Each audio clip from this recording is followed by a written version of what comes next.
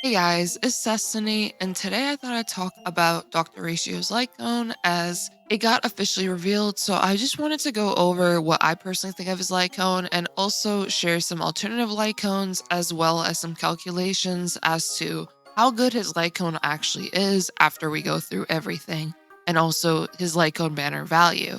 And if you guys do enjoy videos like these, do make sure to subscribe, leave a like if you guys like Dr. Ratio, and now let's carry on. So as you guys can see here is Dr. Ratio's light cone. I'm personally a huge fan of the art of his light cone. I think it's really interesting. I also like the little ducky he has in his bubble bath, so that's really cute. But it is called Baptism of Pure Thought. We have a good amount of HP, good amount of attack, and also a good amount of defense. And as for what this light cone does, it increases the wearer's crit damage by 20%. And for each debuff on the enemy target, the wearer's crit damage dealt against this target increases by 8%, stacking up to 3 times. This is already pretty good in my opinion, because if you do use a team that is centered around Dr. Ratio wanting debuffs on enemies, you should easily be able to get these 3 stacks, which will allow you to have an additional 24% crit damage. And as a result, you'll actually have 44%, which in my opinion is definitely huge and definitely a lot of crit damage just right off the bat.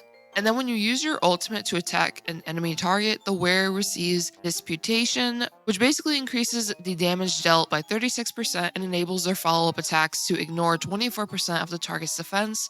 This effect lasts for 2 turns. This part of his light cone is definitely also really huge and definitely makes his light cone very loaded with how much it actually offers him as a character. The damage increase by 36% is really good. And then when you have your follow-up attacks ignoring the target's defense as well, this is very good as well because follow-up attacks are going to be a huge chunk of Dr. Ratio's damage due to him basically doing follow-ups after his ultimate when an ally attacks an enemy with Wiseman Foley, and then also his follow-ups directly right after his skill.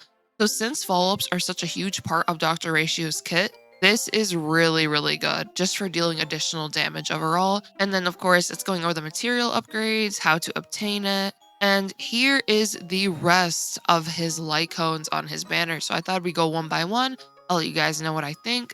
So with perfect timing, I'm personally a huge fan of perfect timing for abundance characters because it increases the wearer's effect resistance by 16% and also increases the wearer's outgoing healing equal to 33% of that effect resistance to a maximum of 15% outgoing healing. Effect resistance is a really important stat, especially when it comes to avoiding crowd control or avoiding potential damage over time being inflicted onto your characters.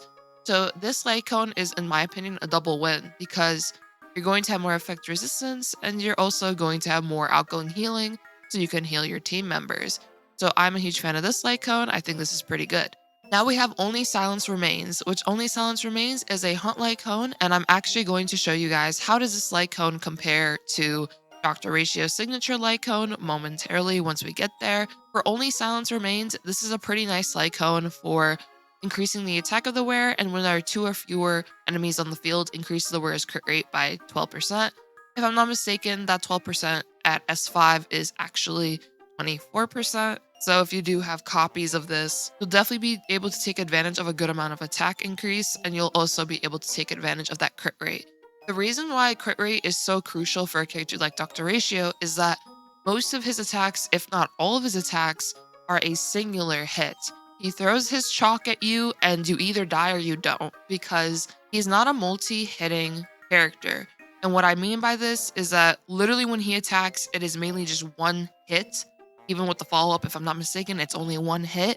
So you definitely want as much crit rate as you can, potentially near 100%, because if you don't crit, you're just going to lose out on so much damage. Lastly, we have Landau's Choice, which this light cone is pretty good for characters like Japard or really any preservation class character that you want to get attacked more often, but the damage taken will be reduced by 16%. So this light cone overall is really good just for our preservation class characters to use and take advantage of. Since most of the time you do want your preservation class character to be the one getting hit, they already have the highest taunt value in the game, but that doesn't automatically mean that they will always be the one getting hit.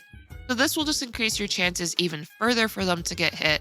and then also reduce the damage they take, which definitely helps for that character's survivability even further. So if I were to rank this light cone banner and also rank the signature light cone just based off what we've seen so far, I would definitely say this light cone banner is at minimum an 8 out of 10, potentially even a 9 out of 10, or even more depending on how much you would want these light cones here for the 4 stars. So I'm a huge fan of this light cone banner, but now I thought I'd get into the calculations section of this video where I explain to you guys what is actually his best light cone mathematically. So on my charts, I have done numerous simulations of Dr. Ratio light cones, and I decided to go with Baptism of Pure Thought, Worrisome but Blissful, Cruising in the Stellar Sea, Only Silence Remains, In the Night, and River Flows in Spring, just to see what that one can do. But we ended up having Baptism of Pure Thought is definitely the best light cone for Dr. Ratio.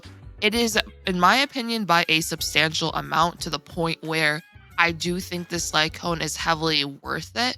Then what I ended up getting right after that was Worrisome but Blissful, which personally made sense to me because that light cone is also centered around follow-up attacks. It involves one of your crit stats, and also the tame stat is really good for more crit damage. So Worrisome but Blissful is right underneath Baptism of Pure Thought. And then what I got afterwards is Cruising the Stellar Sea, and then right below it is Only Silence Remains. Now, just for a quick note on both of these light cones, there could potentially be a scenario where Only Silence Remains could technically be better, but this is with the assumption that both of these light cones have a very high uptime. What I mean by this is that with Cruising in the Stellar Sea, I'm referring to that attack buff that you get after beating an enemy. And for Only Silence Remains, I'm referring to the crit rate bonus if there are 2 or fewer enemies on the field. That is what I got for both of them. And of course, both of these are S5 for this comparison. In the Night did not do so hot, which I'm not too surprised because Dr. Ratio is not going to want an absurd amount of speed. You do want him to have a decent amount of speed, of course, but you likely are not going to have a 160 speed Dr. Ratio because you would have to give up a lot of crit rate and crit damage substats, so it might feel like a waste. You're not going to be able to fully optimize In the Night, and because of the fact that In the Night primarily focuses on your basic attack, skill, and ultimate damage rather than any follow-up damage, that is also why it ranked pretty low in comparison to the rest of the light cones. And then River Flows in Spring just kind of did abysmal, so I would definitely not recommend that one. But as you guys can see, Cruising the Stellar Sea and Only Silence Remains are pretty close to one another.